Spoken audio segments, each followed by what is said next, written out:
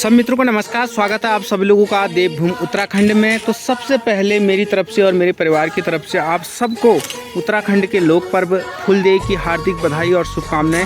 फूलदेई जैसे कि फूल के नाम से आपको प्रतीत हो रहा है कि फूलों का त्यौहार, और फूल जो खिलते हैं वो खिलते हैं बसंत के मौसम में।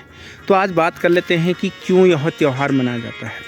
तो बसंत ऋतु का आगमन बसंत पंचमी से हो गया था। उसके बाद से जो है कि बसंत ऋतु में जैसे ही फूल खिलते हैं, कलियों से पत्तियां निकलनी शुरू होती हैं और फूल खिलते हैं, तो उसके बाद से जो होता है कि देवी देवताओं का आवाहन होता है।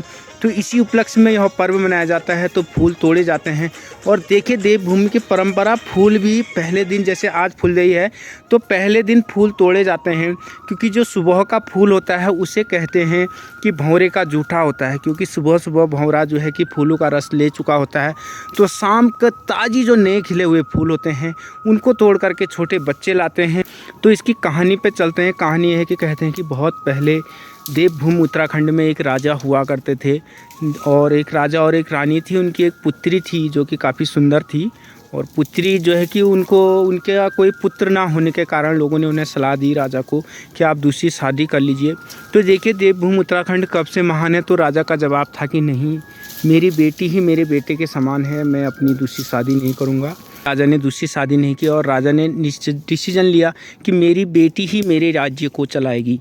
तो एक दिन ऐसे ही राजकुमारी जो थी कि बगीचे में टहल रही थी, तो अजीब सी दुर्गंध उससे आती हुई महसूस हुई।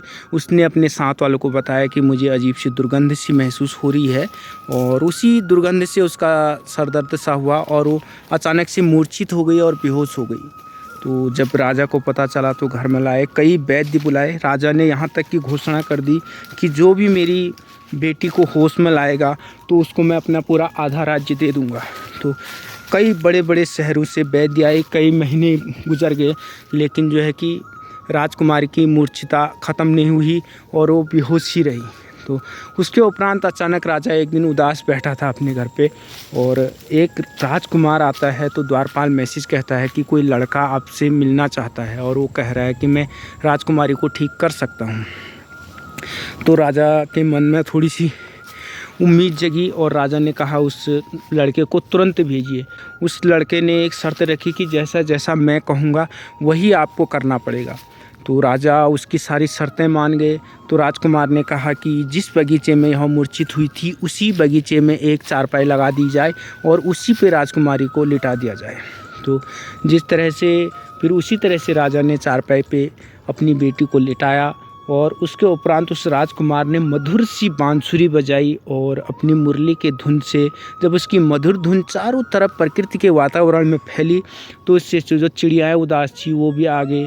तरह तरह के फूलों से सुगंध आने लगी, और जैसे जैसे चिड़ियों की चहचहाहट और फूलों की सुगंध फैलने लगी, उसी तरह से राजकुमारी की आंखें धीरे धीरे खुलने लगी, और उसकी बांसुरी की मधुर धुन सुन करके वह राजकुमारी जो थी कि होश में आ गई, और उसकी मूर्छा जो थी कि टूट गई।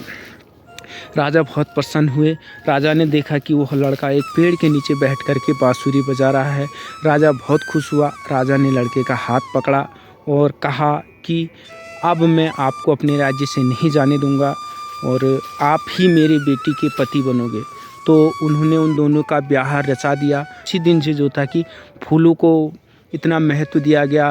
राजा ने कहा कि सबके घरों के आगे आगे आप लोग फूल डालिए, फूल बिछाइए सभी की देहलियों में। चला फुलारी फूलों को सौदा सौदा फूल लियोला, ऐसे कई तरीके के गीत भी इस पे बने हुए हैं। तो काफ़ी अच्छी प्रचलित हमारी देवभूमि उत्तराखंड की परंपरा है। हर वर्ष चैत्र माह की पहली तिथि को यह त्यौहार मनाया जाता है। फुलारी जो कि फूल खेलने आते हैं, लोगों के डेरियों पे फूल डालते हैं, और सभी के जीवन में सुखमय और आनंदमय जीवन के लिए नव वर्ष की हार्दिक शुभकामनाओं के साथ ही इस त्यौहार को मनाते हैं। तो जल्दी से जुड़ जाइए चैनल के साथ, लेकर के आते रहूँगा नए नए और शानदार से वीडियो। नमस्कार।